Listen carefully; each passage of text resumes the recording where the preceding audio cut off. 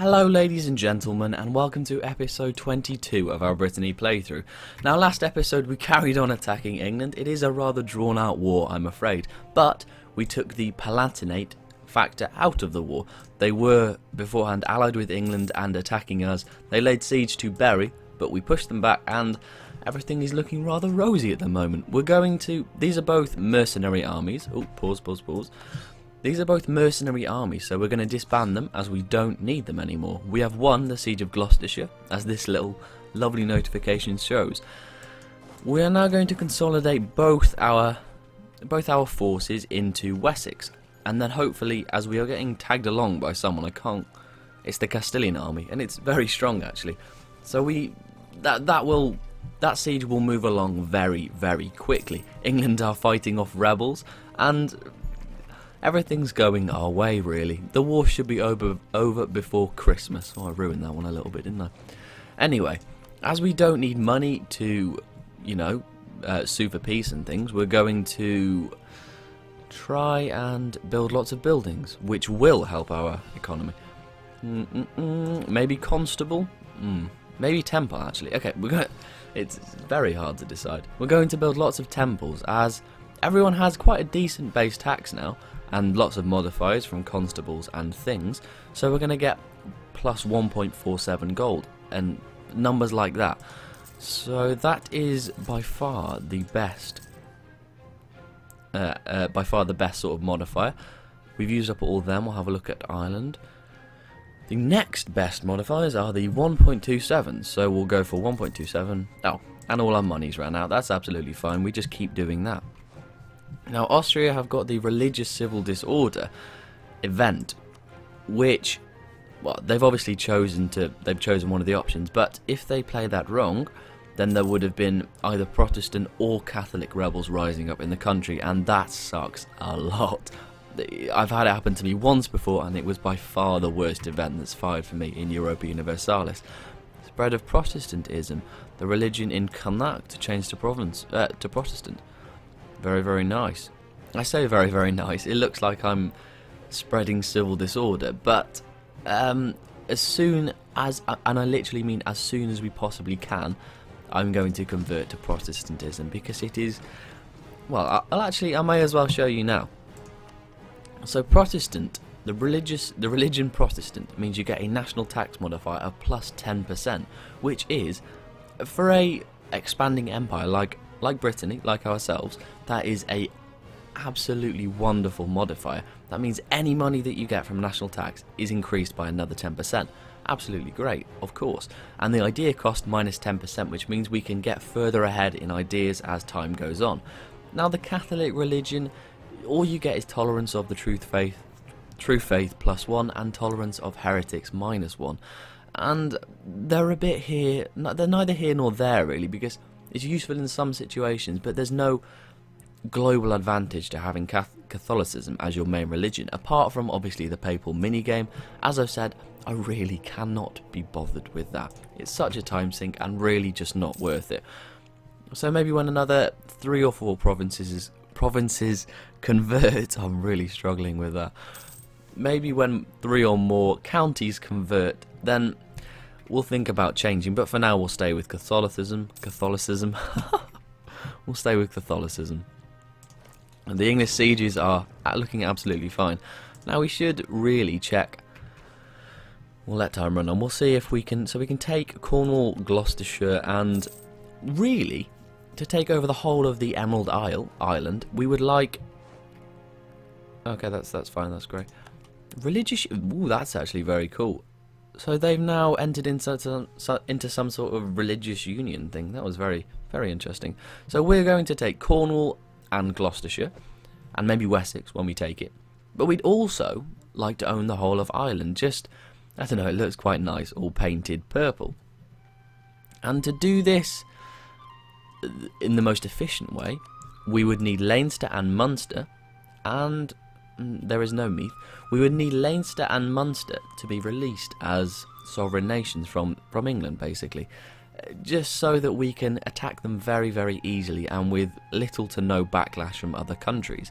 And obviously I do not want to be fighting England constantly, as their armies will rip me to shreds very quickly. We can't get any sort of... Pause. We can't get any sort of useful peace deal yet, so we won't even try. My king, our colony in Guantanamo has become self-sustaining. Now this is a milestone in our efforts to colonize, and we're going to recruit a regiment. I can't.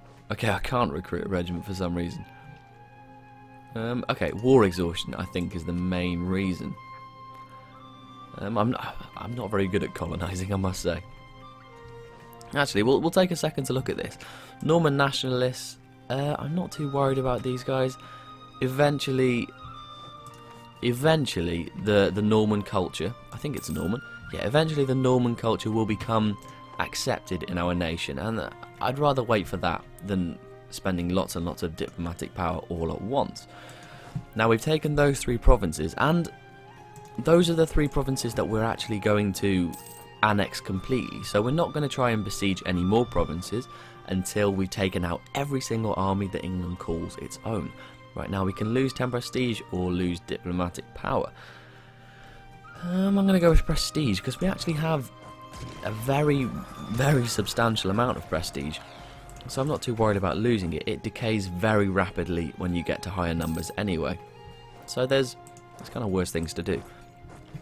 Castile are besieging the capital of England, and the capital is a very, very important place to siege because, as you can see down here, the war score, when you take the capital, it gives such a massive boost to war score. It really is so worth it.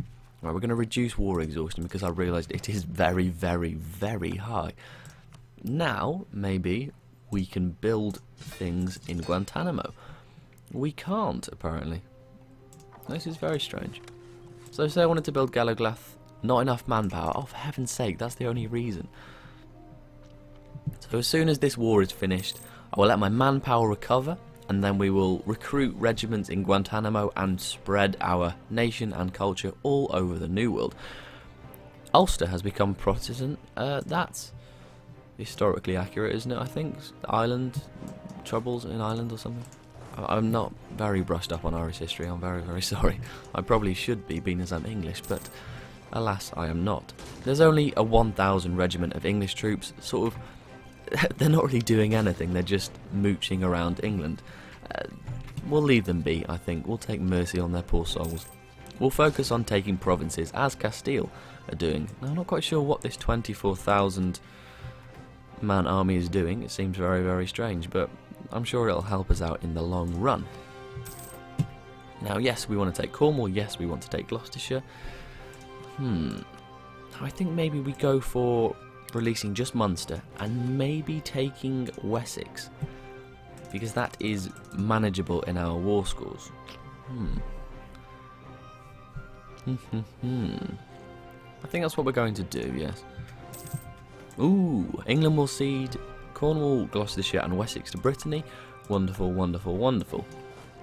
Now we'll retreat into friendly territory. We're going to consolidate all those regiments into one. England are in a military coalition against us. I clicked the worrisome button, but to me that is not too worrisome. Now, by consolidating all those regiments, it means that as soon as this regiment hits 1,000 manpower, 1,000 men in the regiment, then our manpower will start recovering a lot, and that means we can start to build. Oh, that is such bad luck. We can start to build a regiment in Guantanamo. Okay, I say bad luck because we managed to get our colony on an island with only one other colonizable province. Sorry, wait. What? Okay, so this looks like Greenland to me, this island. I'm not quite sure what's going on, but it seems... Oh, we've got to think about this a second. It seems that looks very much like Greenland to me. It seems that the game has randomized the location of the provinces as their names, like Puerto Rico is obviously not up here, and Guantanamo is obviously not up here, but it seems it's kept the terrain exactly the same. I'm not quite sure what's happened. Tortuga? That looks very close to Africa. That looks about as close as South Africa is today. We'll have to wait a while. There's nothing we can really do about that. We'll just have to wait until discoveries spread from other nations. That's rather interesting. Now we want to set our sights on Munster, and yes, they do like us, and I feel a little bit bad, but I'm going to... Or maybe I could offer them vassalization. No, we're just going to fabricate a claim on their province. I'm not too worried about... I don't think they're going to have an army bigger than maybe 2,000-3,000, so we can just recruit mercenaries to help us in that endeavour. We actually have 10.4 gold per month, and again, that's very substantial for a nation of our size. Right, I'm going to end the episode there. We've made some large steps, I would say, into the English provinces. So thank you very much for watching, and I will see you next time. Goodbye.